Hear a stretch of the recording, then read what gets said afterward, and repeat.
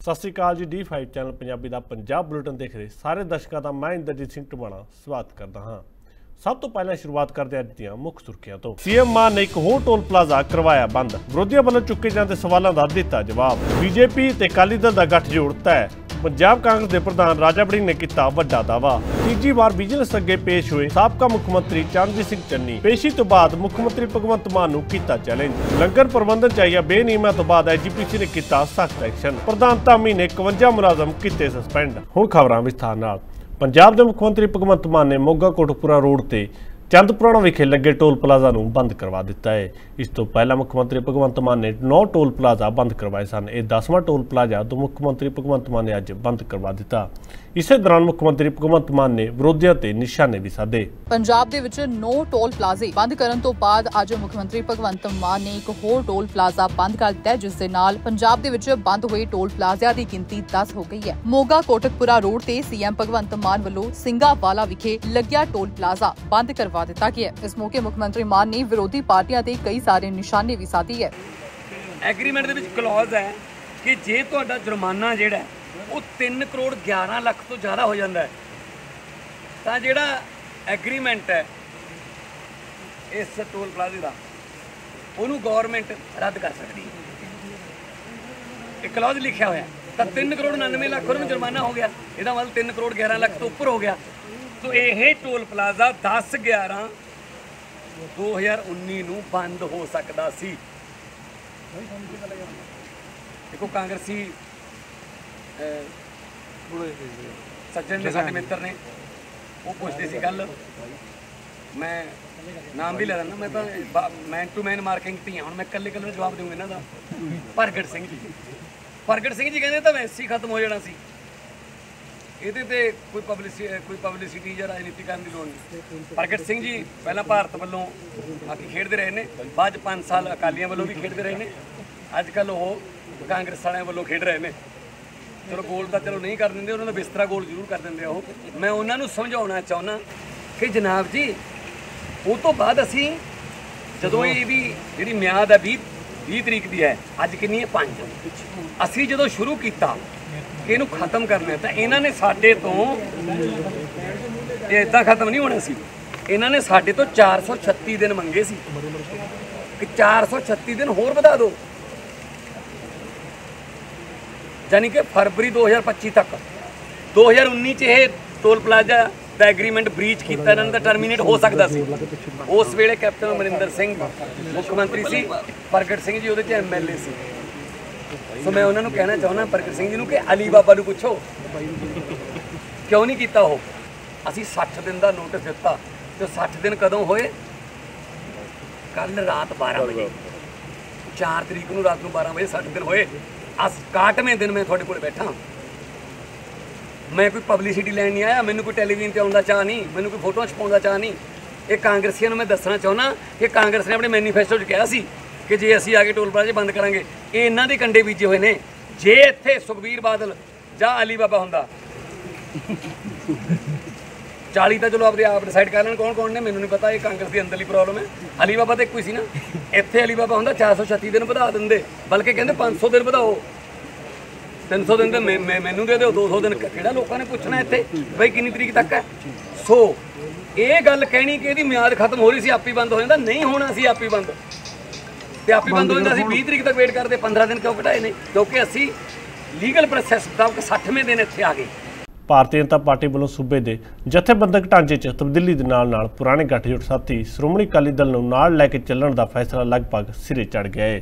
ਤਾਂ ਦੱਸ ਦਈਏ ਕਿ ਇਹ ਖਬਰਾਂ ਸਾਹਮਣੇ ਆ ਰਹੀਆਂ ਹਨ ਕਿ 2024 ਲੋਕ ਸਭਾ ਚੋਣਾਂ ਤੋਂ ਪਹਿਲਾਂ ਸ਼੍ਰੋਮਣੀ ਅਕਾਲੀ ਦਲ ਤੇ ਭਾਰਤੀ ਜਨਤਾ ਪਾਰਟੀ ਦਾ ਗੱਠਜੋੜ ਹੋਣ ਵਾਲਾ ਹੈ। ਪੰਜਾਬ ਦੇ ਵਿੱਚ ਇੱਕ ਵਾਰ ਫਿਰ ਸ਼੍ਰੋਮਣੀ ਅਕਾਲੀ ਦਲ ਅਤੇ ਭਾਰਤੀ ਜਨਤਾ ਪਾਰਟੀ ਦਾ ਗੱਠਜੋੜ ਹੋਣਾ ਲਗਭਗ ਤੈਅ ਹੈ। ਦੋਵਾਂ ਵਿਚਕਾਰ ਸੀਟ ਫਾਰਮੂਲੇ ਤੋਂ ਲੈ ਕੇ ਚੋਣ ਰਣਨੀਤੀ ਤੱਕ ਸਭ ਕੁਝ ਤੈਅ ਹੋ ਗਿਆ। ਹੁਣ ਸਿਰਫ ਐਲਾਨ ਦੀ ਉਡੀਕ ਹੈ। ਦੋਵਾਂ ਪਾਰਟੀਆਂ ਦੇ ਅੰਦਰੂਨੀ ਸੂਤਰਾਂ ਦਾ ਕਹਿਣਾ ਹੈ ਕਿ ਦੋਵੇਂ ਪਾਰਟੀਆਂ ਜਲਦੀ ਹੀ ਗੱਠਜੋੜ ਦਾ ਐਲਾਨ ਕਰ ਸਕਦੀਆਂ ਨੇ। ਇਸ ਦਾ ਮੁੱਖ ਕਾਰਨ ਵਿਰੋਧੀ ਧਿਰਾਂ ਦਾ ਮਹਾਗਠਜੋੜ ਹੈ। ਬੇਸ਼ੱਕ ਭਾਜਪਾ ਨੇ ਵੱਡੇ ਦਾਅਵੇ ਕੀਤੇ ਨੇ ਕਿ ਉਹਨਾਂ ਨੂੰ ਇਸ ਨਾਲ ਕੋਈ ਫਰਕ ਨਹੀਂ ਪੈਂਦਾ, ਪਰ ਅੰਦਰਲੀ ਹਕੀਕਤ ਇਹ ਹੈ ਕਿ ਭਾਜਪਾ ਉਹਨਾਂ ਪਾਰਟੀਆਂ ਨੂੰ ਇਕਜੁੱਟ ਕਰਨ ਦੀ ਕੋਸ਼ਿਸ਼ ਕਰ ਰਹੀ ਹੈ ਜੋ ਉਸ ਤੋਂ ਵੱਖ ਹੋ ਚੁੱਕੀਆਂ ਨੇ। ਦੱਸ ਦਈਏ ਕਿ ਸ਼੍ਰੋਮਣੀ ਅਕਾਲੀ ਦਲ ਪ੍ਰਧਾਨ ਸੁਖਬੀਰ ਸਿੰਘ ਬਾਦਲ ਨੇ ਦਿੱਲੀ ਵਿੱਚ ਡੇਰੇ ਲਗਾਏ ਹੋਏ ਨੇ। ਗੱਠਜੋੜ ਦੀਆਂ ਸ਼ਰਤਾਂ ਤੈਅ ਕਰਨ ਲਈ ਉਹ ਉੱਥੇ ਭਾਜਪਾ ਦੀ ਉੱਚ ਲੀਡਰਸ਼ਿਪ ਦੇ ਨਾਲ ਲਗਾਤਾਰ ਮੀਟਿੰਗਾਂ ਕਰ ਰਹੇ ਨੇ। ਇਸ ਦੌਰਾਨ ਇਹ ਵੀ ਪਤਾ ਲੱਗਿਆ ਕਿ ਪਾਰਟੀ ਪ੍ਰਧਾਨ ਸੁਖਬੀਰ ਬਾਦਲ 5 ਜੁਲਾਈ ਯਾਨੀ ਕਿ ਅੱਜ ਅਹੁਦੇਦਾਰਾਂ ਨਾਲ ਮੀਟਿੰਗ ਕਰਨਗੇ ਅਤੇ ਉਹ ਫਿਰ ਨਵੇਂ ਗੱਠਜੋੜ ਦੀਆਂ ਨਵੀਆਂ ਸ਼ਰਤਾਂ ਅਹੁਦੇਦਾਰਾਂ ਸਾਹਮਣੇ ਰੱਖਣਗੇ ਅਤੇ ਉਹਨਾਂ ਦੀ ਰਾਏ ਵੀ ਲੈਣਗੇ। ਇਸ ਤੋਂ ਬਾਅਦ ਸੁਖਬੀਰ ਬਾਦਲ ਨੇ 6 ਜੁਲਾਈ ਨੂੰ ਸ਼੍ਰੋਮਣੀ ਅਕਾਲੀ ਦਲ ਕੋਰ ਕਮੇਟੀ ਦੀ ਮੀਟਿੰਗ ਸੱਦ ਲਈ ਹੈ। ਅਹੁਦੇਦਾਰਾਂ ਦੀ ਮੀਟਿੰਗ ਤੋਂ ਜੋ ਵੀ ਸਾਹਮਣੇ ਆਵੇਗਾ ਉਸ ਨੂੰ ਕੋਰ ਕਮੇਟੀ ਦੀ ਮੀਟਿੰਗ ਵਿੱਚ ਵਿਚਾਰਿਆ ਜਾਵੇਗਾ। ਇਸ ਦੌਰਾਨ ਇਹ ਵੀ ਪਤਾ ਲੱਗਿਆ ਕਿ ਅਹੁਦੇਦਾਰਾਂ ਅਤੇ ਕੋਰ ਕਮੇਟੀ ਦੀ ਮੀਟਿੰਗ ਸਿਰਫ ਇੱਕ ਬਹਾਨਾ ਹੈ। ਪਾਰਟੀ ਨੇ ਗੱਠਜੋੜ ਸੰਬੰਧੀ ਸਾਰੇ ਅਧਿਕਾਰ ਪਹਿਲਾਂ ਹੀ ਸੁਖਬੀਰ ਬਾਦਲ ਨੂੰ ਦੇ ਦਿੱਤੇ ਨੇ।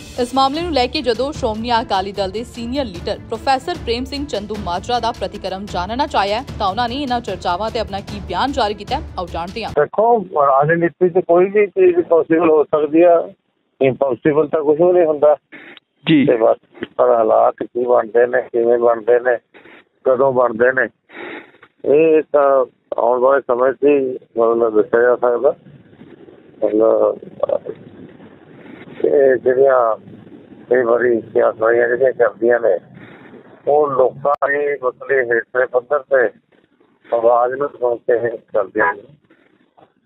ਇਹ ਗੱਲ ਆਮ ਪਬਲਿਕ ਦੇ ਵਿੱਚ ਵਾਕਈ ਇਹ ਚੱਲ ਰਹੀ ਹੈ ਜਿਹੜੀ ਤੁਸੀਂ ਕਹਿ ਰਹੇ ਹੋ। ਦੇਖੋ ਕਿਸੇ ਵੀ ਗੱਲ ਦਾ ਇੱਕ ਕਾਰਨ ਤਾਂ ਹੁੰਦਾ ਨਹੀਂ ਜੀ, ਕਈ ਕਾਰਨ ਹੁੰਦੇ ਨੇ।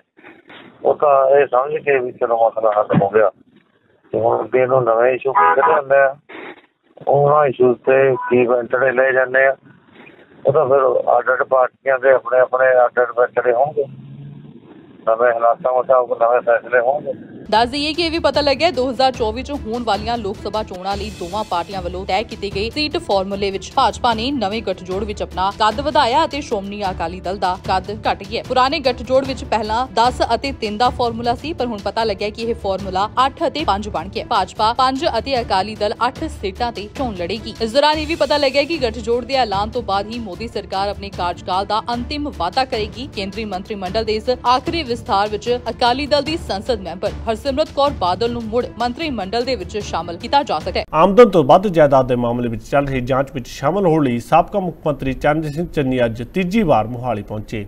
ਨੋਟਿਸ ਮੁਤਾਬਕ ਚੰਨੀ ਨੂੰ 5 ਜੁਲਾਈ ਨੂੰ ਮੁਹਾਲੀ ਦੇ ਹੈੱਡਕੁਆਟਰ ਵਿੱਚ ਪੇਸ਼ ਹੋਣਾ ਸੀ, ਜਿਸ ਦੇ ਚੱਲਦੇ ਉਹ ਜਾਂਚ ਵਿੱਚ ਸ਼ਾਮਲ ਹੋਏ। ਇਸੇ ਦੌਰਾਨ ਚਰਨਜੀਤ ਸਿੰਘ ਚੰਨੀ ਨੇ ਮੁੱਖ ਮੰਤਰੀ ਭਗਵੰਤ ਮਾਨ ਤੇ ਨਿਸ਼ਾਨੇ ਵੀ ਸਾਧੇ ਨੇ ਤੇ ਉਹਨਾਂ ਨੂੰ ਚੈਲੰਜ ਕੀਤਾ ਹੈ। ਪੰਜਾਬ ਦੇ ਸਾਬਕਾ ਮੁੱਖ ਮੰਤਰੀ ਅਤੇ ਕਾਂਗਰਸੀ ਆਗੂ ਚਰਨਜੀਤ ਸਿੰਘ ਚੰਨੀ ਅੱਜ ਤੀਜੀ ਵਾਰ ਵਿਜੀਲੈਂਸ ਅੱਗੇ ਪੇਸ਼ ਹੋਣ ਦੇ ਲਈ ਪਹੁੰਚੇ। ਆਮਦਨ ਤੋਂ ਵੱਧ ਜਾਇਦਾਦ ਬਣਾਉਣ ਦੇ ਮਾਮਲੇ ਨੂੰ ਲੈ ਕੇ ਵਿਜੀਲੈਂਸ ਵੱਲੋਂ ਉਹਨਾਂ ਤੋਂ ਪੁੱਛਗਿੱਛ ਕੀਤੀ ਗਈ ਅਤੇ ਪੁੱਛਗਿੱਛ ਖਤਮ ਹੋਣ ਤੋਂ ਬਾਅਦ ਪੱਤਰਕਾਰਾਂ ਨਾਲ ਗੱਲਬਾਤ ਕਰਦੇ ਹੋਏ ਸਾਬਕਾ ਸੀਐਮ ਚੰਨੀ ਨੇ ਮੁੱਖ ਮੰਤਰੀ ਭਗਵੰਤ ਮਾਨ ਨੂੰ ਚੈਲੰਜ ਕਰ ਦਿੱਤਾ ਕਿ ਜੋ ਉਹਨਾਂ ਨੇ ਇਲਜ਼ਾਮ ਲਗਾਏ ਨੇ ਕਿ ਮੇਰੀ 169 ਕਰੋੜ ਦੀ ਪ੍ਰਾਪਰਟੀ ਹੈ, ਉਹ ਉਸ ਦਾ ਵੇਰਵਾ ਅਖਬਾਰਾਂ ਦੇ ਵਿੱਚ ਜਨਤਕ ਕਰਨ। ਹਰ ਹਾਲਤ ਵਿੱਚ ਕਿਸੇ ਨਾ ਕਿਸੇ ਤਰ੍ਹਾਂ ਅੰਦਰ ਕਰਨਾ ਚਾਹੁੰਦੀ ਹੈ, ਜਲੀਲ ਕਰਨਾ ਚਾਹੁੰਦੀ ਹੈ।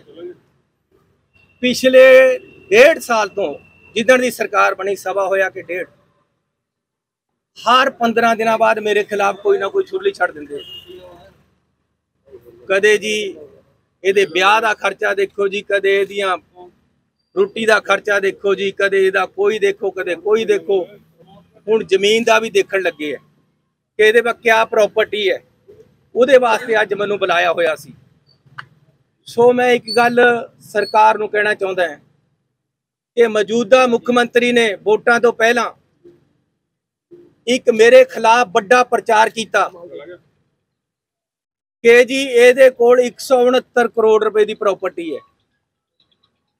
ਮੈਂ ਹੁਣ ਮੁੱਖ ਮੰਤਰੀ ਜੀ ਨੂੰ ਕਹਿਣਾ ਚਾਹੁੰਦਾ ਹਾਂ ਕਿ ਤੁਸੀਂ ਮੇਰੇ ਖਿਲਾਫ ਭੰਡੀ ਪ੍ਰਚਾਰ ਕੀਤਾ ਕਿ ਮੈਂ ਰਜਵਾੜਾ ਬੰਦਾ ਹਾਂ, ਮੇਰੇ ਕੋਲ ਬਹੁਤ ਜਾਇਦਾਦ ਹੈ, 169 ਕਰੋੜ ਦੀ ਪ੍ਰਾਪਰਟੀ ਹੈ, ਮੇਰਾ ਮੁੰਡਾ 3 ਕਰੋੜ ਦੀ ਗੱਡੀ 'ਚ ਘੁੰਮਦਾ। ਹੁਣ ਤੁਹਾਡੇ ਕੋਲ ਮਹਿਕਮਾ ਹੈ, ਤੁਹਾਡੇ ਕੋਲ ਸਰਕਾਰ ਹੈ, ਮੈਂ ਚੈਲੰਜ ਕਰ ਰਿਹਾ ਕਿ ਮੇਰੀ 169 ਕਰੋੜ ਦੀ ਪ੍ਰਾਪਰਟੀ ਦਾ ਵੇਰਵਾ ਅਖਬਾਰਾਂ ਦੇ ਵਿੱਚ ਨਸ਼ਰ ਕਰੋ। ਜੋ ਮੈਂ ਲਿਖ ਕੇ ਦਿੱਤਾ ਉਸ ਤੋਂ ਬਾਹਰ ਜੇ ਮੇਰੀ ਕੋਈ ਪ੍ਰਾਪਰਟੀ ਹੈ ਤਾਂ ਮੈਨੂੰ ਉਹਦੇ 'ਚ ਖੜਾ ਕਰ ਦੇਣ ਕਿ ਆ ਤੇਰੀ ਹੈ, ਮੈਂ ਉੱਥੇ ਐਫੀਡੇਵਿਟ ਦੇ ਦੇਵਾਂਗਾ ਕਿ ਸਰਕਾਰ ਦੇ ਨਾਮ ਕਰਤੀ। ਉੱਥੇ ਹੀ ਕੈਪਟਨ ਅਮਰਿੰਦਰ ਸਿੰਘ ਅਤੇ ਸੁਖਜਿੰਦਰ ਸਿੰਘ ਰੰਧਾਵਾ ਤੋਂ 55 ਲੱਖ ਦੀ ਫੀਸ ਦਾ ਭੁਗਤਾਨ ਕਰਵਾਉਣ ਨੂੰ ਲੈ ਕੇ ਚੰਨੀ ਨੇ ਆਪਣਾ ਪ੍ਰਤੀਕਰਮ ਸਾਂਝਾ ਕੀਤਾ। ਇਹਨਾਂ ਨੇ ਕੈਪਟਨ ਅਮਰਿੰਦਰ ਸਿੰਘ ਤੋਂ, ਸੁਖਜਿੰਦਰ ਸਿੰਘ ਰੰਧਾਵਾ ਤੋਂ सिर्फ 55 लाख रुपये की कहते सी रिकवरी करनी है, लेकिन जहाज़ां ते खर्चा पहला तो मैं ये दस देना चाहता है कि जदों बाहरले सूबियां दे विच मुख्यमंत्री जी हर रोज़ या दूसरे दिन जाते हैं तो हैलीकाप्टर ते नहीं जाते, पंजाब दे ते किराए ते एक बड़ा जहाज लेके जेड़ा कि एरोप्लेन मतलब चार्टर्ड जहाज वो लेके वो बाहरले सूबियां च हर रोज़ या दूसरे दिन जाते हैं। मैं पंजाबियों नूं पुछना चाहता है कि तुहाडे पंजाब दे अपने खजाने चों जे कोई हर रोज़ 15, 20, 25 लाख रुपया चोरी कर लवे ते फिर बाहर घूमण जावे उस पैसे ते फिर भी दा परचा दर्ज होगा।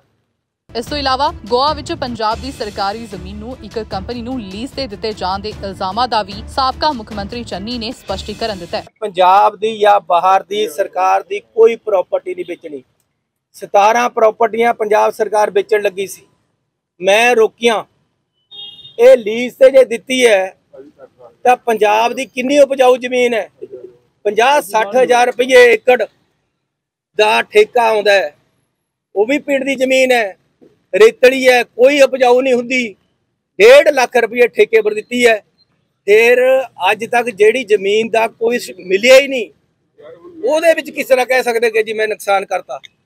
दस दईए कि अज तीजी वार साबका सीएम चन्नी आमदन तो वध जायदाद बनाउण दे मामले नूं लैके विजिलेंस अगे पेश होए ने। उत्थे दूजे पासे भी खबर सामने आई है कि कांग्रेस दे साबका मंत्री ब्रह्म मोहिंद्रा दे चंडीगढ़ विखे आलीशान फार्म हाउस ते विजिलेंस ने छापा मारिया ਅਤੇ उन्हां दे जायदाद संबंधी दस्तावेਜ਼ਾਂ ਦੀ भी जांच पड़ताल की है। पंजाब विच अकाली दल ते बीजेपी दे गठजोड़ दी खबरां विचाले कांग्रेस ਵੱਲੋਂ ਵੱਡਾ दावा किया गया है। पंजाब कांग्रेस के प्रधान अमरिंदर सिंह राजा वड़िंग ने ਵੱਡਾ दावा किया है कि छेती ही गठजोड़ कर लैणगे। उन्होंने कहा कि असल में अकाली दल ते भाजपा इकट्ठे ही सन, बस किसान अंदोलन दौरान इन्हां ਵੱਲੋਂ एक ड्रामा किया गया सी।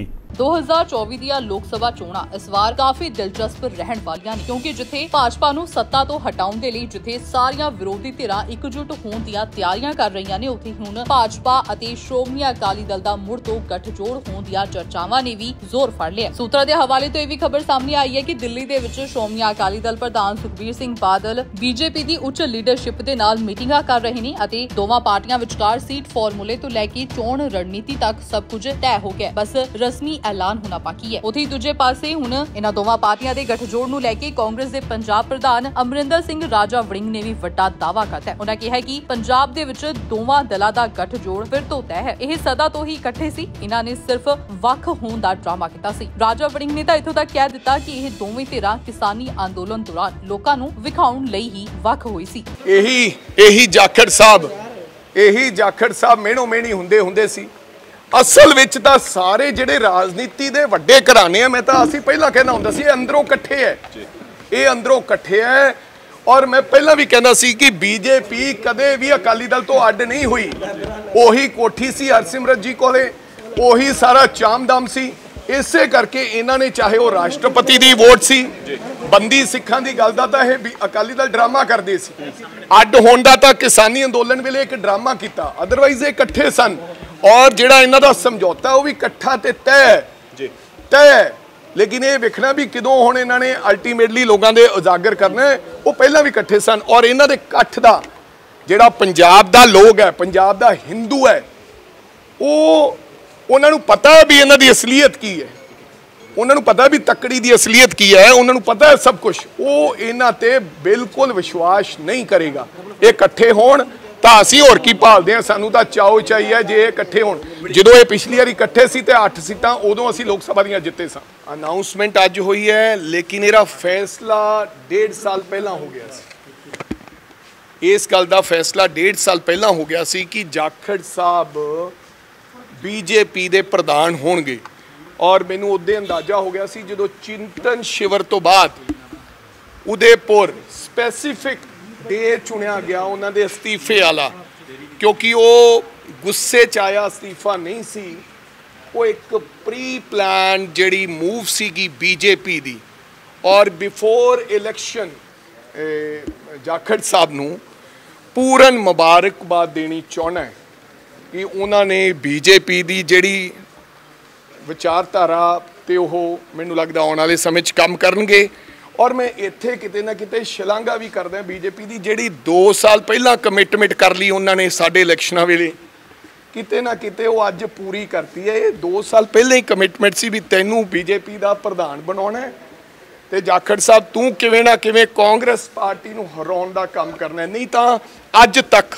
ਕਾਬਲੇ ਗੌਰ ਹੈ ਕਿ 2024 ਦੀਆਂ ਲੋਕ ਸਭਾ ਚੋਣਾਂ ਜਿੱਤਣ ਨੂੰ ਲੈ ਕੇ ਸਾਰੀਆਂ ਪਾਰਟੀਆਂ ਅੱਡੀ ਚੋਟੀ ਦਾ ਜ਼ੋਰ ਲਗਾ ਰਹੀਆਂ ਨੇ, ਜਿੱਥੇ ਭਾਜਪਾ ਨੇ ਬੀਤੇ ਕੱਲ ਪੰਜਾਬ ਕਾਂਗਰਸ ਦੇ ਪ੍ਰਧਾਨ ਰਹਿ ਚੁੱਕੇ ਅਤੇ ਹਾਲ ਹੀ ਵਿੱਚ ਬੀਜੇਪੀ 'ਚ ਸ਼ਾਮਲ ਹੋਣ ਵਾਲੇ ਸੁਨੀਲ ਜਾਖੜ ਨੂੰ ਪੰਜਾਬ ਬੀਜੇਪੀ ਦਾ ਪ੍ਰਧਾਨ ਬਣਾ ਦਿੱਤਾ ਹੈ। ਉੱਥੇ ਹੀ ਹੁਣ ਭਾਜਪਾ ਅਤੇ ਸ਼੍ਰੋਮਣੀ ਅਕਾਲੀ ਦਲ ਦੇ ਗੱਠਜੋੜ ਦੀਆਂ ਚਰਚਾਵਾਂ ਵੀ ਤੇਜ਼ ਹੋ ਗਈਆਂ ਨੇ। ਵੇਖਣਾ ਕਾਫੀ ਦਿਲਚਸਪ ਹੋਵੇਗਾ ਕਿ ਆਖਿਰਕਾਰ ਇਹ ਚਰਚਾਵਾਂ ਸੱਚ ਸਾਬਿਤ ਹੁੰਦੀਆਂ ਨੇ ਜਾਂ ਫਿਰ ਨਹੀਂ। ਵੇਲਾ ਹੋ ਗਿਆ ਇੱਕ ਛੋਟੀ ਜਿਹੀ ਬ੍ਰੇਕ ਦਾ, ਮਿਲਦੇ ਹਾਂ ਬ੍ਰੇਕ ਤੋਂ ਬਾਅਦ।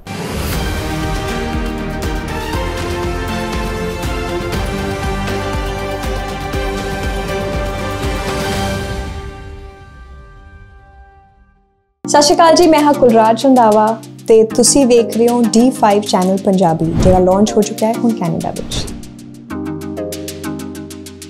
D5 ਚੈਨਲ ਪੰਜਾਬੀ ਹੁਣੇ ਸਬਸਕ੍ਰਾਈਬ ਕਰੋ, ਬੈਲ ਆਈਕਨ ਤੇ ਕਲਿੱਕ ਕਰੋ।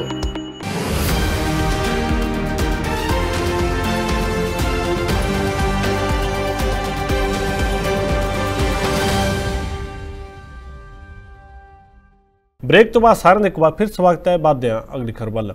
ਸ਼੍ਰੋਮਣੀ ਗੁਰਦੁਆਰਾ ਪ੍ਰਬੰਧਕ ਕਮੇਟੀ ਦੇ ਪ੍ਰਧਾਨ ਐਡਵੋਕੇਟ ਹਰਜਿੰਦਰ ਸਿੰਘ ਧਾਮੀ ਵੱਲੋਂ ਸ੍ਰੀ ਦਰਬਾਰ ਸਾਹਿਬ ਅੰਮ੍ਰਿਤਸਰ ਵਿਖੇ ਹੋਈਆਂ ਬੇਨਿਯਮੀਆਂ ਦੇ ਮਾਮਲੇ ਵਿੱਚ 51 ਮੁਲਾਜ਼ਮਾਂ ਨੂੰ ਸਸਪੈਂਡ ਕਰ ਦਿੱਤਾ ਗਿਆ ਹੈ। ਉਹਨਾਂ ਵੱਲੋਂ ਸਖਤ ਐਕਸ਼ਨ ਲੈਂਦੇ ਹੋਏ 51 ਮੁਲਾਜ਼ਮਾਂ ਨੂੰ ਸਸਪੈਂਡ ਕਰ ਦਿੱਤਾ ਗਿਆ, ਜਿਸ ਦੀ ਜਾਣਕਾਰੀ ਸ਼੍ਰੋਮਣੀ ਗੁਰਦੁਆਰਾ ਪ੍ਰਬੰਧਕ ਕਮੇਟੀ ਦੇ ਜਨਰਲ ਸਕੱਤਰ ਗੁਰਚਰਨ ਸਿੰਘ ਗਰੇਵਾਲ ਨੇ ਦਿੱਤੀ ਹੈ। ਬੀਤੇ ਦਿਨੀ ਸ੍ਰੀ ਦਰਬਾਰ ਸਾਹਿਬ ਅੰਮ੍ਰਿਤਸਰ ਵਿਖੇ ਲੰਗਰ ਪ੍ਰਬੰਧਨ ਦੇ ਵਿੱਚ ਕਰੀਬ 1 ਕਰੋੜ ਦੇ ਘੁਟਾਲੇ ਦਾ ਮਾਮਲਾ ਸਾਹਮਣੇ ਆਇਆ ਸੀ, ਜਿਸ ਵਿੱਚ ਵੱਡੀ ਕਾਰਵਾਈ ਕਰਦੇ ਹੋਏ SGPC ਪ੍ਰਧਾਨ ਐਡਵੋਕੇਟ ਹਰਜਿੰਦਰ ਸਿੰਘ ਧਾਮੀ ਨੇ 51 ਮੁਲਾਜ਼ਮਾਂ ਨੂੰ ਮੁਅੱਤਲ ਕਰ ਦਿੱਤਾ ਹੈ, ਜਿਸ ਦੇ ਵਿੱਚ 8 ਮੈਨੇਜਰ, 6 ਸੁਪਰਵਾਈਜ਼ਰ, 35 ਇੰਸਪੈਕਟਰ ਅਤੇ 2 ਸਟੋਰ ਕੀਪਰ ਸ਼ਾਮਲ ਨੇ। ਇਸ ਦੀ ਜਾਣਕਾਰੀ ਸ਼੍ਰੋਮਣੀ ਗੁਰਦੁਆਰਾ ਪ੍ਰਬੰਧਕ ਕਮੇਟੀ ਦੇ ਜਨਰਲ ਸਕੱਤਰ ਭਾਈ ਗੁਰਚਰਨ ਸਿੰਘ ਗਰੇਵਾਲ ਨੇ ਸਾਂਝੀ ਕੀਤੀ ਹੈ। ਪਿਛਲੇ ਦਿਨੀ ਸ਼੍ਰੋਮਣੀ ਗੁਰਦੁਆਰਾ ਪ੍ਰਬੰਧਕ ਕਮੇਟੀ ਦੇ ਬਾਰੇ ਦੇ ਵਿੱਚ ਮੁੱਖ ਮੰਤਰੀ ਤੋਂ ਲੈ ਕੇ ਬਹੁਤ ਸਾਰੇ ਲੋਕਾਂ ਨੇ ਟਵੀਟ ਵੀ ਕੀਤੇ ਨੇ ਤੇ ਇਸ ਗੱਲ ਦਾ ਜ਼ਾਹਰ ਵੀ ਕੀਤਾ ਹੈ ਕਿ ਉੱਥੇ ਬੇਨਿਯਮੀਆਂ ਹੋ ਰਹੀਆਂ ਨੇ। ਦੇਖੋ, ਇਹ ਗੱਲ ਅੱਜ ਦੀ ਨਹੀਂ ਹੈ, ਜਦੋਂ ਤੋਂ ਲੈ ਕੇ ਸ਼੍ਰੋਮਣੀ ਗੁਰਦੁਆਰਾ ਪ੍ਰਬੰਧਕ ਕਮੇਟੀ ਚੱਲ ਰਹੀ ਹੈ, ਇਹਨਾਂ ਪ੍ਰਬੰਧਾਂ ਦੇ ਵਿੱਚ ਜੇ ਕਿਤੇ ਵੀ ਖਾਮੀ ਆਈ ਆ, ਤਰੁੱਟੀ ਆਈ ਆ, ਉਸ ਗੱਲ ਦੇ ਵਿੱਚ ਜਿਹੜੇ ਸੰਬੰਧਿਤ ਲੋਕ ਆ ਉਹਨਾਂ ਨੂੰ ਸਜ਼ਾ ਦਿੱਤੀ ਗਈ ਆ। ਸੋ ਇਹ ਜਿਹੜਾ 1 ਕਰੋੜ ਦੇ ਕਰੀਬ ਜਿਹੜਾ ਘਪਲਾ ਸੀ, ਇਸ ਦੇ ਵਿੱਚ ਸਭ ਤੋਂ ਵੱਡੀ ਕਾਰਵਾਈ ਮੈਂ ਸਮਝਦਾ ਹੋਈ ਆ ਕਿ 51 ਜਿਹੜੇ ਸਾਡੇ ਮੁਲਾਜ਼ਮ ਆ ਉਹ ਸਸਪੈਂਡ ਕੀਤੇ ਗਏ, ਜਿਹਦੇ ਵਿੱਚ 8 ਮੈਨੇਜਰ ਨੇ, 6 ਸੁਪਰਵਾਈਜ਼ਰ ਨੇ, 35 ਇੰਸਪੈਕਟਰ ਨੇ ਤੇ 2 ਸਟੋਰ ਕੀਪਰ ਨੇ। 51 ਬੰਦਿਆਂ ਦੇ ਖਿਲਾਫ ਕਾਰਵਾਈ ਹੋਈ ਆ। ਇਹਦੇ ਵਿੱਚ ਸਿੱਧੇ ਤੌਰ ਤੇ ਵੀ ਦੋਸ਼ੀ ਨੇ ਤੇ ਸਿੱਧੇ ਤੌਰ ਤੇ ਦਾ ਮਤਲਬ ਇਹ ਆ ਕਿ ਜਿਨ੍ਹਾਂ ਦੇ ਹੁੰਦਿਆਂ, ਜਿਨ੍ਹਾਂ ਦੀ ਅਧੀਨ ਇਹ ਸਾਰੀ ਕਾਰਵਾਈ ਹੋਈ ਆ, ਉਹ ਲੋਕਾਂ ਨੂੰ ਇਸ ਗੱਲ ਵਿੱਚ ਦੋਸ਼ੀ ਪਾਇਆ ਗਿਆ।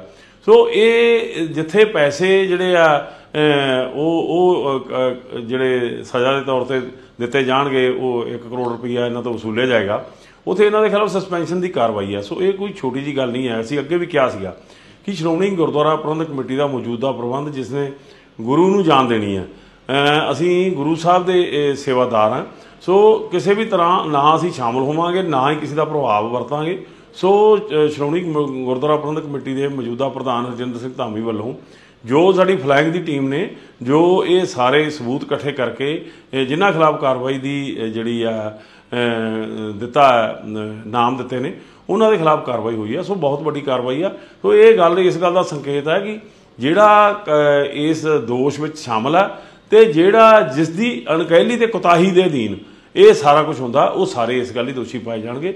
ਸੋ ਗੁਰੂ ਕਿਰਪਾ ਕਰਨ, ਸ਼੍ਰੋਮਣੀ ਕਮੇਟੀ ਜਿਹੜੀ ਆ ਆਪਣੇ ਪ੍ਰਬੰਧਾਂ ਨੂੰ ਬੜਾ ਸੁਚਾਰੂ ਤੇ ਸਾਫ਼ ਸੁਥਰਾ ਤੇ ਪਾਰਦਰਸ਼ੀ ਕਰਨ ਦੇ ਵਿੱਚ ਕਾਮਯਾਬ ਰਹੀ ਹੈ ਤੇ ਗੁਰੂ ਕਿਰਪਾ ਕਰਨ ਕਾਮਯਾਬ ਰਹੇਗੀ। ਦੱਸ ਦੇਈਏ ਕਿ ਸ਼੍ਰੋਮਣੀ ਕਮੇਟੀ ਪ੍ਰਧਾਨ ਐਡਵੋਕੇਟ ਹਰਜਿੰਦਰ ਸਿੰਘ ਧਾਮੀ ਨੇ ਪਹਿਲਾਂ ਹੀ ਸਪਸ਼ਟ ਕਰ ਦਿੱਤਾ ਹੈ ਕਿ ਗੁਰਦੁਆਰਾ ਪ੍ਰਬੰਧਾਂ ਅੰਦਰ ਕਿਸੇ ਤਰ੍ਹਾਂ ਦੀ ਅਣਗਹਿਲੀ ਅਤੇ ਬੇਨਿਯਮੀ ਬਰਦਾਸ਼ਤ ਨਹੀਂ ਕੀਤੀ ਜਾਵੇਗੀ। ਉਹਨਾਂ ਕਿਹਾ ਕਿ ਗੁਰੂ ਘਰਾਂ ਨਾਲ ਸੰਗਤ ਦੀਆਂ ਧਾਰਮਿਕ ਭਾਵਨਾਵਾਂ ਜੁੜੀਆਂ ਹੋਈਆਂ ਨੇ, ਜਿਸ ਦੀ ਤਰਜਮਾਨੀ ਕਰਨਾ ਗੁਰਦੁਆਰਾ ਸਾਹਿਬਾਨ ਦੇ ਪ੍ਰਬੰਧਕਾਂ ਅਤੇ ਮੁਲਾਜ਼ਮਾਂ ਦੀ ਮੁੱਢਲੀ ਜ਼ਿੰਮੇਵਾਰੀ ਹੈ। ਜਿਹੜਾ ਵੀ ਗੁਰਦੁਆਰਾ ਪ੍ਰਬੰਧਾਂ ਨੂੰ ਸੱਟ ਮਾਰੇਗਾ ਉਸ ਨੂੰ ਬਖਸ਼ਿਆ ਨਹੀਂ ਜਾਵੇਗਾ। ਇਸ ਦੇ ਨਾਲ ਹੀ ਇਹ ਵੀ ਜਾਣਕਾਰੀ ਨਿਕਲ ਕੇ ਸਾਹਮਣੇ ਆਈ ਹੈ ਕਿ ਭਗਵੰਤ ਸਿੰਘ ਧੰਗੇੜਾ ਨੂੰ ਸੱਚਖੰਡ ਸ੍ਰੀ ਦਰਬਾਰ ਸਾਹਿਬ ਦੇ ਜਨਰਲ ਮੈਨੇਜਰ ਵਜੋਂ ਨਿਯੁਕਤ ਕੀਤਾ ਗਿਆ। ਮੌਜੂਦਾ ਸਮੇਂ ਉਹ ਸ਼੍ਰੋਮਣੀ ਕਮੇਟੀ ਦੇ ਸਬ ਆਫਿਸ ਚੰਡੀਗੜ੍ਹ ਵਿਖੇ ਇੰਚਾਰਜ ਵਜੋਂ ਤਾਇਨਾਤ ਸਨ। ਨਵੇਂ ਜਨਰਲ ਮੈਨੇਜਰ ਵਜੋਂ ਭਗਵੰਤ ਸਿੰਘ ਧੰਗੇੜਾ ਦੇ ਨਾਲ-ਨਾਲ ਐਡੀਸ਼ਨਲ ਮੈਨੇਜਰ ਨਿਸ਼ਾਨ ਸਿੰਘ ਨੂੰ ਸਰਾਵਾਂ ਦੀ ਜ਼ਿੰਮੇਵਾਰੀ ਵੀ ਸੌਂਪੀ ਗਈ ਹੈ। ਇਸ ਦੇ ਨਾਲ ਹੀ ਮੈਨੇਜਰ ਨਰਿੰਦਰ ਸਿੰਘ ਨੂੰ ਗੁਰਦੁਆਰਾ ਸ਼ਹੀਦਗੰਜ ਬਾਬਾ ਦੀਪ ਸਿੰਘ ਜੀ ਵਿਖੇ ਤਾਇਨਾਤ ਕੀਤਾ ਗਿਆ। ਖਰੀਦ ਵਿਭਾਗ ਵਿਖੇ ਸੁਪਰਵਾਈਜ਼ਰ ਵਜੋਂ ਕਾਰਜਸ਼ੀਲ ਸਤਿੰਦਰ ਸਿੰਘ ਨੂੰ ਲੰਗਰ ਸ੍ਰੀ ਦਰਬਾਰ ਸਾਹਿਬ ਵਿਖੇ ਵਧੀਕ ਮੈਨੇਜਰ ਲਗਾ ਕੇ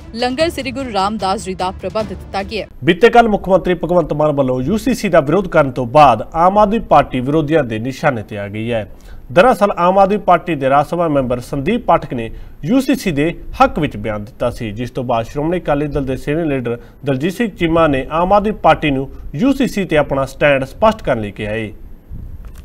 UCC यानी कि यूनीफॉर्म सिविल कोड ਨੂੰ ਲੈ ਕੇ ਦੇਸ਼ ਦੀ ਸਿਆਸਤ ਪੂਰੀ ਤਰ੍ਹਾਂ ਪੱਕੀ ਹੋਈ ਹੈ। ਜਿੱਥੇ ਇੱਕ ਪਾਸੇ ਆਮ ਆਦਮੀ ਪਾਰਟੀ ਦੇ ਰਾਜ ਸਭਾ ਮੈਂਬਰ ਸੰਦੀਪ ਪਾਠਕ ਨੇ UCC ਦਾ ਸਮਰਥਨ ਕੀਤਾ ਸੀ, ਉੱਥੇ ਹੀ ਬੀਤੇ ਕੱਲ ਮੁੱਖ ਮੰਤਰੀ ਮਾਨ ਨੇ यूनीफॉर्म सिविल कोड ਦਾ ਵਿਰੋਧ ਕੀਤਾ, ਜਿਸ ਤੋਂ ਬਾਅਦ ਹੁਣ ਵਿਰੋਧੀ ਪਾਰਟੀਆਂ ਨੇ ਆਮ ਆਦਮੀ ਪਾਰਟੀ ਨੂੰ ਘੇਰਨਾ ਸ਼ੁਰੂ ਕਰ ਦਿੱਤਾ ਹੈ। ਸ਼੍ਰੋਮਣੀ ਅਕਾਲੀ ਦਲ ਦੇ senior leader doctor Daljit Singh Cheema ਨੇ ਇਸ ਮਾਮਲੇ ਨੂੰ ਲੈ ਕੇ ਆਪ ਨੂੰ ਨਿਸ਼ਾਨੇ ਤੇ ਲਿਆ ਅਤੇ ਕਿਹਾ ਕਿ ਇਸ ਦੇ ਨਾਲ ਆਪ ਦਾ ਦੋਗਲਾ ਚਿਹਰਾ ਸਾਹਮਣੇ ਆ ਗਿਆ ਹੈ। ਅੱਜ ਭਗਵੰਤ ਮਾਨ ਜੀ ਨੇ ਪਹਿਲੀ ਵਾਰੀ यूनीफॉर्म सिविल कोड के खिलाफ अपनी स्टेटमेंट दी है।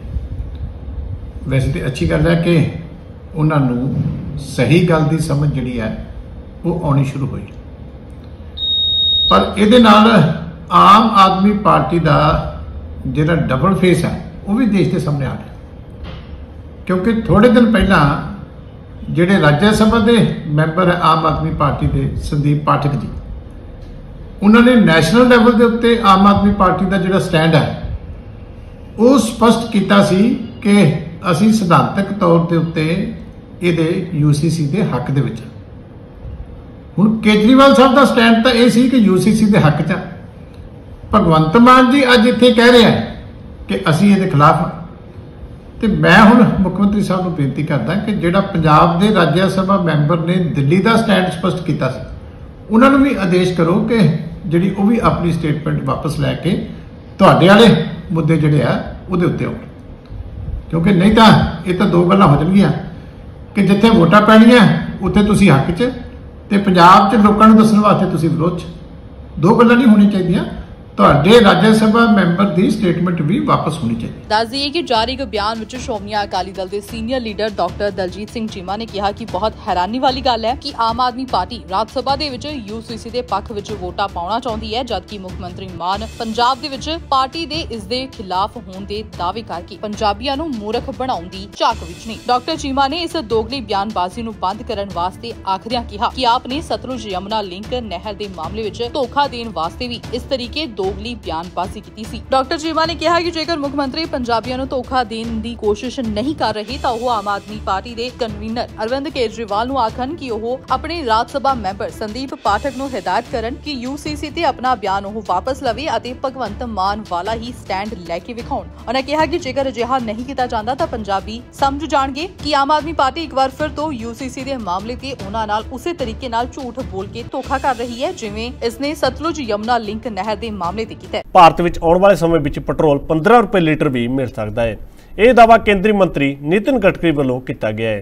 नितिन गडकरी वालों एक जनसभा को संबोधन करते हुए कहा गया कि साडी सोच है कि किसान सिर्फ अन्नदाता ही नहीं सगों ऊर्जादाता भी बन सकता है। किसान अन्नदाता नहीं बल्कि ऊर्जादाता बनेगा, यह कहना है केंद्रीय मंत्री नितिन गडकरी दा, जिन्हां ने राजस्थान के प्रतापगढ़ विखे एक जनसभा नूं संबोधन करते हुए यह बयान दिता है। इस दे नाल ही उन्होंने कहा कि आउण वाले समय विच जनता नूं राहत मिलेगी, क्योंकि किसानां दे बनाए गए एथेनॉल दे नाल सारियां गड्डियां चलणगीआं अते इस दे नाल देश दे विच 15 रुपए लीटर पेट्रोल हो जाएगा। और इसलिए किसान अब केवल अन्नदाता नहीं है, किसान अब ऊर्जादाता बने हैं। Ethanol, methanol, biodiesel, bio LNG, bio CNG, electric, hydrogen अब किसान तैयार करेगा। मैं ट्रांसपोर्ट का मंत्री हूं, मैंने स्कूटर लाई है बजाज, TVS और हीरो की, जो गन्ने के जूस से, मोलाइसिस से, मक्के से, चावल से जो इथेनॉल बनेगा उसके ऊपर हमारी स्कूटर, ऑटो रिक्शा और कार चलेगी। हमारा किसान केवल अन्नदाता नहीं ऊर्जादाता बनेगा, यह हमारी सरकार की सोच है। और इसीलिए अब मैं अगस्त महीने में टोयोटा कंपनी की गाड़ियों को लॉन्च कर रहा हूं। आपको पता होगा कैमरी करके गाड़ी थी, वो इनोवा है। अब सब गाड़ियां किसानों ने तैयार किए हुए इथेनॉल पर चलेगी। 60% इथेनॉल, 40% बिजली, उसका अगर एवरेज पकड़ा जाएगा तो 15 रुपए लीटर पेट्रोल का भाव होगा। जनता का भला होगा, किसान ऊर्जा दाता बनेगा, देश का प्रदूषण कम होगा, इंपोर्ट कम होगा। 16 लाख करोड़ रुपए का इंपोर्ट है, उसके बजाय यह पैसा किसानों के घर में जाएगा। गांव समृद्ध संपन्न बनेंगे, गांव के किसान के बेटों को रोजगार मिलेगा और इस देश का किसान केवल अन्नदाता नहीं ऊर्जादाता बनेगा। स्पाइस जेट का विमान देहरादून से दिल्ली हमने किसानों ने तैयार किए हुए ईंधन पर लाया। बहनों और भाइयों, देश की तरक्की हो रही है। हम देश दुनिया की सबसे बड़ी अर्थव्यवस्था बने हैं। The fastest growing economy in the world. हम देश में सबसे आर्थिक दृष्टि से विकास करने वाला देश बने हैं। ਦੱਸ ਦਈਏ ਕਿ ਕੇਂਦਰ ਦੇ ਵਿੱਚੋਂ ਮੋਦੀ ਸਰਕਾਰ ਦੇ 9 ਸਾਲ ਪੂਰੇ ਹੋ ਜਾਣ ਤੇ ਭਾਜਪਾ ਦੇ ਦਿੱਗਜ ਨੇਤਾਵਾਂ ਵੱਲੋਂ ਜਨ ਸਭਾਵਾਂ ਕੀਤੀਆਂ ਜਾ ਰਹੀਆਂ ਨੇ। ਇਸੇ ਦਰਮਿਆਨ ਸੜਕ ਟਰਾਂਸਪੋਰਟ ਅਤੇ ਹਾਈਵੇਜ਼ ਮੰਤਰੀ ਨਿਤਿਨ ਗਡਕਰੀ ਬੁੱਧਵਾਰ ਨੂੰ ਰਾਜਸਥਾਨ ਦੇ ਪ੍ਰਤਾਪਗੜ੍ਹ ਵਿਖੇ ਪਹੁੰਚੇ, ਜਿੱਥੇ ਉਹਨਾਂ ਨੇ ਜਨ ਸਭਾ ਨੂੰ ਸੰਬੋਧਨ ਕਰਦੇ ਹੋਏ ਕਿਹਾ ਕਿ ਸਾਡੀ ਸਰਕਾਰ ਦੀ ਸੋਚ ਹੈ ਕਿ ਕਿਸਾਨ ਨਾ ਸਿਰਫ ਅੰਨਦਾਤਾ ਬਣੇ ਸਗੋਂ ਊਰਜਾ ਦਾਤਾ ਵੀ ਬਣੇ। ਉਹਨਾਂ ਕਿਹਾ ਕਿ ਹੁਣ ਸਾਰੇ ਵਾਹਨ ਕਿਸਾਨਾਂ ਦੁਆਰਾ ਬਣਾਏ ਗਏ ਐਥਨੋਲ ਦੇ ਨਾਲ ਚੱਲਣਗੇ, ਜਿਸ ਤੋਂ ਬਾਅਦ ਭਾਰਤ ਵਿੱਚ ਆਉਣ ਵਾਲੇ ਸਮੇਂ ਵਿੱਚ ਪੈਟਰੋਲ 15 ਰੁਪਏ ਲੀਟਰ ਮਿਲ ਸਕਦਾ ਹੈ। ਕਾਬਲੇ ਗੌਰ ਹੈ ਕਿ ਜੇਕਰ ਕੇਂਦਰੀ ਮੰਤਰੀ ਨਿਤਿਨ ਗਡਕਰੀ ਦਾ ਇਹ ਬਿਆਨ ਸੱਚ ਸਾਬਿਤ ਹੋ ਜਾਂਦਾ ਹੈ ਕਿ ਆਉਣ ਵਾਲੇ ਸਮੇਂ ਵਿੱਚ ਭਾਰਤ ਦੇ ਵਿੱਚ ਪੈਟਰੋਲ 15 ਰੁਪਏ ਲੀਟਰ ਹੋ ਜਾਵੇਗਾ ਤਾਂ ਇਸ ਦੇ ਨਾਲ ਆਮ ਲੋਕਾਂ ਨੂੰ ਵੱਡੀ ਰਾਹਤ ਮਿਲੇਗੀ। ਜਲੰਧਰ ਲੋਕ ਸਭਾ ਜ਼ਿਮਨੀ ਚੋਣ ਜਿੱਤਣ ਤੋਂ ਬਾਅਦ ਲੋਕ ਸਭਾ ਮੈਂਬਰ ਸੁਸ਼ੀਲ ਰਿੰਕੂ ਅੱਜ ਜਲੰਧਰ ਵਿਖੇ ਪਹੁੰਚੇ। ਇਸੇ ਦੌਰਾਨ ਉਹਨਾਂ ਜਲੰਧਰ ਹੁਸ਼ਿਆਰਪੁਰ ਸੜਕ ਦੇ ਨਿਰਮਾਣ ਕਾਰਜ ਦਾ ਜਾਇਜ਼ਾ ਲਿਆ। ਇਸੇ ਦੌਰਾਨ ਉਹਨਾਂ ਅਧਿਕਾਰੀਆਂ ਨੂੰ ਹਦਾਇਤਾਂ ਕੀਤੀਆਂ ਕਿ ਇਹ ਸੜਕ ਸਮੇਂ ਸਿਰ ਬਣ ਜਾਣੀ ਚਾਹੀਦੀ ਹੈ ਤਾਂ ਕਿ ਇੱਥੇ ਆਉਣ ਜਾਣ ਵਾਲੇ ਲੋਕਾਂ ਨੂੰ ਕਿਸੇ ਵੀ ਤਰ੍ਹਾਂ ਦੀ ਪਰੇਸ਼ਾਨੀ ਨਾ ਹੋਵੇ। ਤਸਵੀਰਾਂ ਜਲੰਧਰ ਦੇ ਆਦਮਪੁਰ ਦੀਆਂ ਨੇ, ਜਿੱਥੇ ਲੋਕ ਸਭਾ ਮੈਂਬਰ ਸੁਸ਼ੀਲ ਕੁਮਾਰ ਰਿੰਕੂ ਨੇ ਅੱਜ ਜਲੰਧਰ ਹੁਸ਼ਿਆਰਪੁਰ ਸੜਕ ਦੇ ਨਿਰਮਾਣ ਕਾਰਜ ਦੀ ਸਮੀਖਿਆ ਕੀਤੀ ਅਤੇ ਅਧਿਕਾਰੀਆਂ ਨੂੰ ਨਿਰਦੇਸ਼ ਦਿੱਤੇ ਕਿ ਸਾਰਾ ਕੰਮ ਤੈਅ ਸਮੇਂ ਦੇ ਵਿੱਚ ਪੂਰਾ ਕੀਤਾ ਜਾਵੇ ਤਾਂ ਜੋ ਇਸ ਸੜਕ ਤੋਂ ਆਉਣ ਜਾਣ ਵਾਲੇ ਲੋਕਾਂ ਨੂੰ ਕਿਸੇ ਵੀ ਪਰੇਸ਼ਾਨੀ ਦਾ ਸਾਹਮਣਾ ਨਾ ਕਰਨਾ ਪਵੇ। ਸਾਨੂੰ ਬਹੁਤ ਵਧੀਆ ਲੱਗ ਰਿਹਾ। ਸੁਸ਼ੀਲ ਕੁਮਾਰ ਰਿੰਕੂ ਜੀ ਆਏ ਸੀ ਅੱਜ ਸੜਕ ਦਾ ਨਿਰੀਖਣ ਕਰਨ ਵਾਸਤੇ ਤੇ ਜੋ ਸਾਡੇ ਮੁੱਖ ਮੰਤਰੀ ਭਗਵੰਤ ਮਾਨ ਜੀ ਨੇ ਵਾਅਦਾ ਕੀਤਾ ਸੀਗਾ ਉਸ ਵਾਅਦੇ ਤੇ ਉਹ ਖਰਾ ਉਤਰੇ ਆ। ਆਦਮਪੁਰ ਵਾਸੀਆਂ ਨੂੰ ਮਲਾਈ ਵਾਲੀ ਸੜਕ ਦਿੱਤੀ ਆ। ਇਹਨੂੰ 8 ਸਾਲ ਹੋ ਗਏ ਸੀਗੇ, ਸੜਕ ਨਹੀਂ ਬਣਨੀ ਸੀ। ਲੋਕੀ ਬਾਇਆ ਹੁਸ਼ਿਆਰਪੁਰ ਬਾਇਆ ਭੋਗਪੁਰ ਇਦਾਂ ਘੁੰਮ ਕੇ ਜਾਂਦੇ ਸੀਗੇ, ਜਿੱਥੇ 5-5 4-4 ਫੁੱਟ ਦੇ ਖੱਡੇ ਸੀਗੇ। ਲੋਕੀ ਬਹੁਤ ਪਰੇਸ਼ਾਨ ਸੀਗੇ ਤੇ ਦੁਕਾਨਾਂ ਬਿਲਕੁਲ ਬੰਦ ਦੇ ਨਾਲ ਦੀਆਂ ਹੀ ਸੀਗੀਆਂ ਵੀ ਕੰਮ ਕਰ ਨਹੀਂ ਹੈਗਾ। ਮਿੱਟੀ ਘੱਟੇ ਤੋਂ ਬਾਅਦ ਕੰਮ ਕਿੱਥੋਂ ਚੱਲਣਾ। ਲੋਕੀ ਆਮ ਆਦਮੀ ਪਾਰਟੀ ਨੂੰ ਸੜਕ ਬਣਨ ਦੇ ਵਿੱਚ ਆਦਮਪੁਰ ਲੋਕਾਂ ਨੇ ਨਾਰਾ ਲਾਇਆ ਸੀ ਨੋ ਰੋਡ ਨੋ ਵੋਟ, ਵੀ ਜੇ ਤੁਸੀਂ ਰੋਡ ਨਹੀਂ ਬਣਾ ਸਕਦੇ ਅਸੀਂ ਵੋਟ ਨਹੀਂ ਪਾਉਣੀ ਤੁਹਾਨੂੰ। ਹੁਣ ਭਗਵੰਤ ਮਾਨ ਜੀ ਨੇ ਰੋਡ ਬਣਾਤਾ ਆ। ਹੁਣ ਆਮ ਆਦਮੀ ਪਾਰਟੀ ਨੂੰ 2024 ਚ ਬਾਅਦ ਚੜ ਕੇ ਵੋਟਾਂ ਦਾ ਪੈਣਗੀਆਂ ਤੇ ਆਮ ਆਦਮੀ ਪਾਰਟੀ ਵਧੀਆ ਤਰੀਕੇ ਨਾਲ ਜਿੱਤ ਹਾਸਲ ਕਰ। ਇਸ ਦੌਰਾਨ ਗੱਲਬਾਤ ਕਰਦੇ ਹੋਏ ਸਾਂਸਦ ਸੁਸ਼ੀਲ ਕੁਮਾਰ ਰਿੰਕੂ ਨੇ ਕਿਹਾ ਕਿ ਮਈ ਮਹੀਨੇ ਵਿੱਚ ਮੁੱਖ ਮੰਤਰੀ ਨੇ ਕਰੀਬ 13 ਕਰੋੜ 74 ਲੱਖ ਰੁਪਏ ਦੀ ਲਾਗਤ ਨਾਲ ਇਸ ਸੜਕ ਦਾ ਨਿਰਮਾਣ ਕਾਰਜ ਸ਼ੁਰੂ ਕਰਵਾਇਆ ਸੀ ਅਤੇ ਉਹਨਾਂ ਨੇ ਸ਼ਹਿਰ ਵਾਸੀਆਂ ਨੂੰ ਭਰੋਸਾ ਦਿਵਾਇਆ ਕਿ ਤੈਅ ਕੀਤੇ ਗਏ ਸਮੇਂ ਦੇ ਵਿੱਚ ਇਸ ਨੂੰ ਪੂਰਾ ਕਰ ਦਿੱਤਾ ਜਾਵੇਗਾ। ਵੱਡੀ ਰਾਹਤ ਹੈ ਜਿਹੜੀ ਆਦਮਪੁਰ ਦੇ ਜਿਹੜੇ ਦੁਕਾਨਦਾਰ ਵੀਰ ਆ ਉਹਨਾਂ ਨੂੰ ਬੜੀ ਵੱਡੀ ਰਾਹਤ ਆ, ਕਿਉਂਕਿ ਬਹੁਤ ਸਾਰੇ ਸਾਥੀ ਹੈ ਜਿਹੜੇ ਇੱਥੋਂ ਟ੍ਰੈਫਿਕ ਬਹੁਤ ਜ਼ਿਆਦਾ ਲੰਘਦਾ, ਸੋ ਮਿੱਟੀ ਕਰਕੇ ਧੂੜ ਕਰਕੇ ਬਹੁਤ ਸਾਰੇ ਸਾਥੀ ਜਿਹੜੇ ਬਿਮਾਰ ਵੀ ਹੋ ਗਏ ਸੀਗੇ।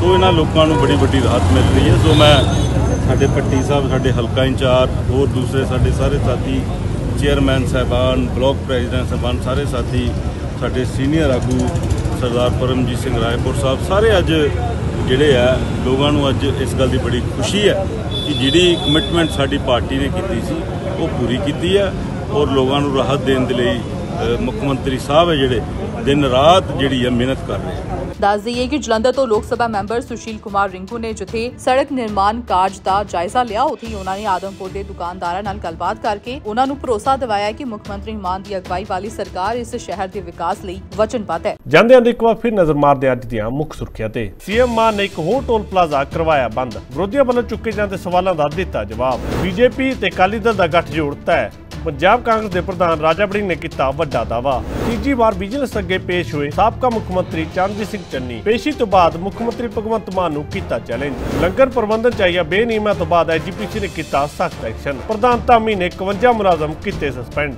अज दे पंजाब बुलेटिन विच इन्ना ही। नवें ते ताज़ा खबरां नाल कल फिर हाज़र होवांगे। धन्नवाद।